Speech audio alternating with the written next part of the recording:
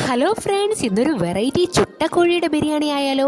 അപ്പോൾ ആദ്യമേ തന്നെ തൂവലെല്ലാം മാറ്റിയ ചിക്കൻ സ്കിന്നോട് കൂടി തന്നെ നല്ല ആളിക്കത്തുന്ന തീയിലേക്ക് കാണിച്ച് ചെറുതായിട്ടൊന്ന് കരിച്ചെടുക്കണം. എന്തെങ്കിലും തൂവൽ ഇതിലുണ്ടെങ്കിൽ അത് നീക്കം ചെയ്യാനാണ് ഇങ്ങനെ ചെയ്യുന്നത്.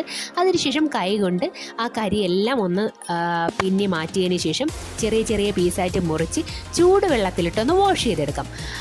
അപ്പോൾ അടുപ്പിൽ നന്നായിട്ട് തീ ആളിക്കത്തിച്ചതിന് ശേഷം ബിരിയാണി ചെമ്പ് ഇതിലേക്ക് വെച്ച് ആവശ്യത്തിനുള്ള എണ്ണ ഒഴിച്ചു കൊടുക്കാം. എണ്ണ നന്നായിട്ട് തിളച്ച് വരുമ്പോൾ ഇതിലേക്ക് ഹോൾ സ്പൈസസ് ചേർത്ത് കൊടുക്കാം. ഞാനിവിടെ ഉണങ്ങിയ ബേ ലീവ്സ് കുറച്ച് കൂടുതൽ ചേർക്കുന്നുണ്ട്. ഇത് ബിരിയാണിക്ക് നല്ലൊരു ഫ്ലേവറാണ് തരുന്നത്. അതിനുശേഷം ഒരു പിടി ഷാജീരകം ഇതിലേക്ക് ചേർത്ത് കൊടുക്കുന്നുണ്ട്. ഇനി അടുത്തതായിട്ട് ചെറുതായിട്ട് അരിഞ്ഞു വെച്ചിരിക്കുന്ന സവാളയാണ് ചേർത്ത് കൊടുക്കുന്നത്.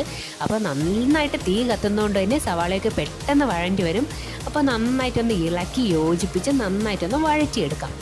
ഇനി അടുത്തതായിട്ട് ഇതിലേക്ക് പച്ചമുളകാണ് ചേർത്ത് കൊടുക്കുന്നത്. ഈ ബൾക്ക് ക്വാണ്ടിറ്റിയിൽ വെക്കുന്നതുകൊണ്ട് തന്നെ പച്ചമുളക് അരിയേണ്ട ആവശ്യമില്ല, മുഴുവനെ ചേർത്ത് കൊടുക്കാവുന്നതാണ്. നന്നായിട്ടൊന്ന് ഇളക്കി യോജിപ്പിച്ചതിന് ശേഷം ഇതിലേക്ക് ആവശ്യത്തിനുള്ള ഉപ്പ് ചേർത്ത് കൊടുക്കാം. അപ്പോൾ നന്നായിട്ടൊന്ന് വഴണ്ടി വരാൻ തുടങ്ങിയിട്ടുണ്ട്. ഇനി ഇതിലേക്ക് പച്ചത്തക്കാളിയാണ് ചേർക്കുന്നത്. അതാണ് ഈ ബിരിയാണിയുടെ മറ്റൊരു ഹൈലൈറ്റ്. അപ്പോൾ പച്ചത്തക്കാളി ചേർക്കുമ്പോൾ ഒരു പ്രത്യേക ഫ്ലേവറാണ് വരുന്നത്. അപ്പോൾ പച്ചത്തക്കാളിയും കൂടി ചേർത്ത് നന്നായിട്ടൊന്ന് വഴറ്റിയെടുക്കാം.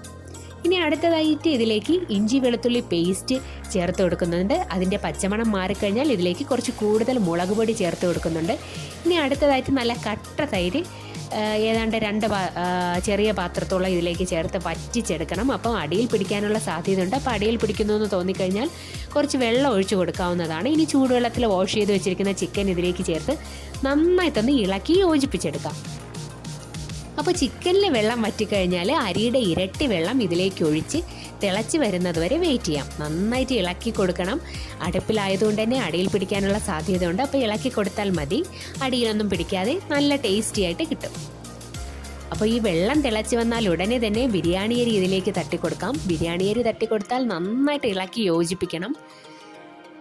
അപ്പോൾ ഇനി അടുത്തതായിട്ട് ഇതിലേക്ക് 1 പാക്കറ്റ് ബിരിയാണി മസാല ഞാൻ ചേർത്ത് കൊടുക്കുന്നുണ്ട്. വീണ്ടും ഇളക്കി യോജിപ്പിച്ചതിന് ശേഷം മുകളിലായിട്ട് അല്പം ഫുഡ് കളർ ചേർത്ത് കൊടുക്കുന്നുണ്ട്. ഇനി നന്നായിട്ട് ഇളക്കിയതിന് ശേഷം വെള്ളം വറ്റി തുടങ്ങിയെന്ന് മനസ്സിലാക്കിയാൽ ആട്ടമാവ് കുഴച്ച് അടപ്പിന് ചുറ്റും ഒട്ടിച്ച് എയർ അല്പം പോലും വെളിയിൽ പോകാത്ത രീതിയിൽ ബിരിയാണി ചെമ്പ് അടച്ചതിന് ശേഷം മുകളിലായിട്ടൊരു വെയിറ്റ് എടുത്ത് വെച്ച് കൊടുക്കാം. ആ വെയിറ്റിൽ അടിയിലത്തെ തീയൊക്കെ പിരിച്ചതിന് ശേഷം ഒരു 30 മിനിറ്റ് ഇരുന്ന് കഴിഞ്ഞാൽ നല്ല ടേസ്റ്റി ബിരിയാണി തയ്യാറായിട്ടുണ്ട്. അപ്പോൾ ബിരിയാണി ഇതിൻ്റെ അടപ്പിലേക്ക് തന്നെ കുറച്ച് മാറ്റി പീസ് വേറെ റൈസ് വേറെ മാറ്റി അങ്ങനെയും സെർവ് ചെയ്യാം. അപ്പോൾ ഒരു മസ്റ്റ് ട്രൈ ഐറ്റമാണ്. എല്ലാവരും ട്രൈ ചെയ്യാം.